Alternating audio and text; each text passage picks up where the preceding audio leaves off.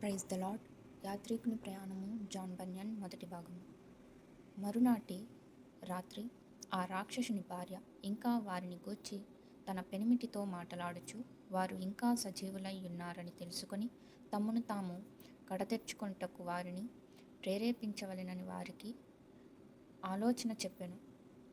వాడు ఆమె మాట విని ప్రొద్దుట లేచి మునుపటి వలె ముష్కర ముఖము గలవాడై వారి యొద్దకు వెళ్ళి, మునుపటి దినము తాను వారిని కొట్టిన దెబ్బల చేత వారికి నొప్పి కలిగియుండుట చూచి, మీరు ఈ స్థలములో నుండి ఎప్పటికీ తప్పించుకొనలేరు గనుక మిమ్మును మీరు కత్తి చేతనైనను ఉరిచేతనైనను విషము చేతనైనను కడతెచ్చుకొనుట మాత్రమే మేలు.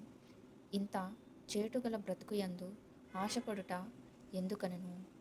అందుకు వారు తమను విడిపించవలెనని వానిని బతిమాలుకొనిరి.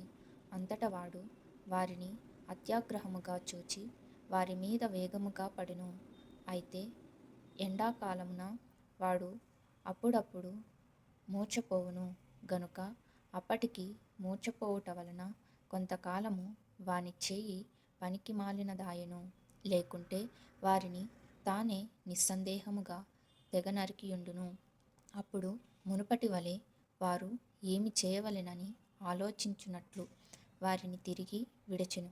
అప్పుడు ఖైదీలు, వీడు చెప్పిన ఆలోచన ప్రకారముగా చేయుదుమా మానుదుమా అని ఆలోచించుకొని ఇట్లు సంభాషించుటకు మొదలుపెట్టిరి.